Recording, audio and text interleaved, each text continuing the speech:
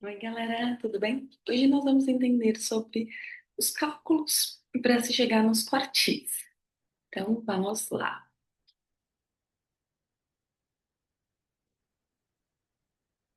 Aqui eu montei duas bases, a base A e a base B, e já deixei separadinho. Então, o primeiro cálculo que nós vamos fazer é o Q2, que é a nossa mediana. Aqui, então, eu pego o numerinho do meio, aqui como eu trato de números pares, porque o meu conjunto é de 12 números no total, então eu pego os dois números centrais e divido por 2. Beleza, então temos aqui o Q2. Na sequência, eu vou ver então onde que está a metade da metade, que é, digamos, aqui no Q1. E aí depois eu vejo Q3. Tchananã, tchararã, pá, pá, pá. Opa, então alguma coisa aqui. Dividir por 2.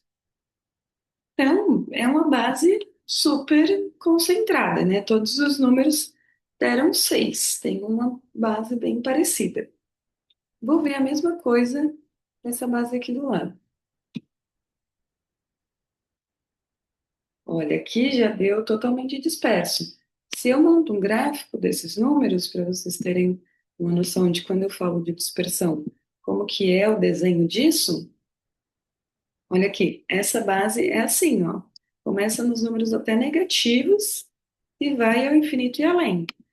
Quando eu crio aquilo ladinho, essa aqui, que eu já tenho os números mais parecidos, ó, ela é mais reta.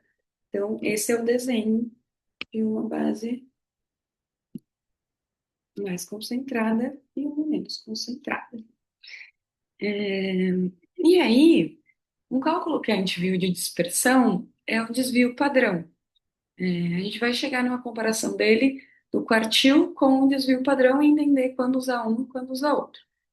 Que eu chegue num cálculo para entender o tamanho dessa dispersão, eu vou fazer o terceiro quartil menos o primeiro. Então, eu vou aqui menos o primeiro.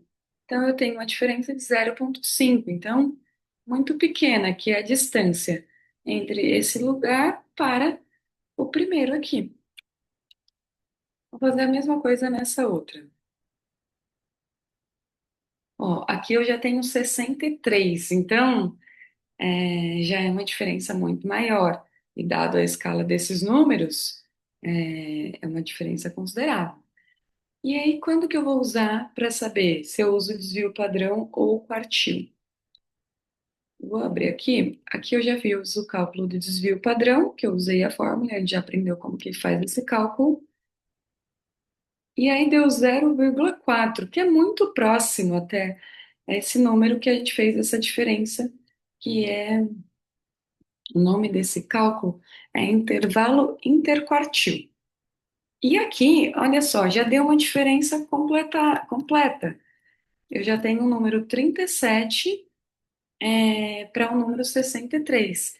E o porquê que isso acontece? O porquê que eu devo usar um ou outro? O quartil, ele considera somente a meioca aqui. Então, ele tira todo o restinho que teve aqui, entre o primeiro número até o primeiro quartil, e também tira do final. Então, aqui eu estou tratando desses números aqui, ó. Vou pintar eles de laranja. Então, tudo que está para fora, ele já está desconsiderando. Nesse caso, eu tenho os números aqui, que é a minha maior concentração dos números. Então, o que está fora disso, ele desconsidera. E aí faz com que números extremos não interfiram no meu cálculo. O que acontece muito é tipo assim, eu tenho uma grande concentração aqui, que os números são mais parecidos mesmo. É, eu tenho uma grande concentração dos números e eu tenho alguns outros que saem desse meio e pode ser um número totalmente extremo. Ó, se eu coloco aqui 1000. Olha, o desvio padrão vai ser 289, porque o desvio padrão considera a média. E aí a média tem essa distorção se a gente tem um número muito alto, considera a base como um todo. E quando a gente fala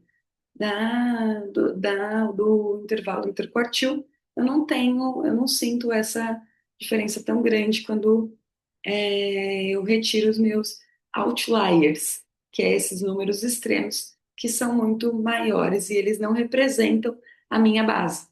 Então, é isso que funciona aqui.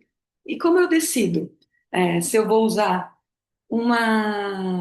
o desvio padrão ou o interquartil? Vocês vão fazer a média e a mediana, porque a média é a soma de todos dividido pela quantidade de números que eu tenho. Eu já coloquei aqui o cálculo da média. E a minha mediana, que é o número do meio. Eu vou ver, vou dar uma olhada como que elas estão. Se eu tenho números parecidos, que nem nesse caso, eu escolho por usar desvio padrão, porque vai dar um cálculo parecido. Se eu tenho é, uma média totalmente diferente da mediana, eu vou e escolho pelo quartil, porque ele vai me dar um número que elimina esses extremos. Então, é isso, o cálculo, e na aula que vem eu dou mais exemplos práticos para a gente ver como usar um e usar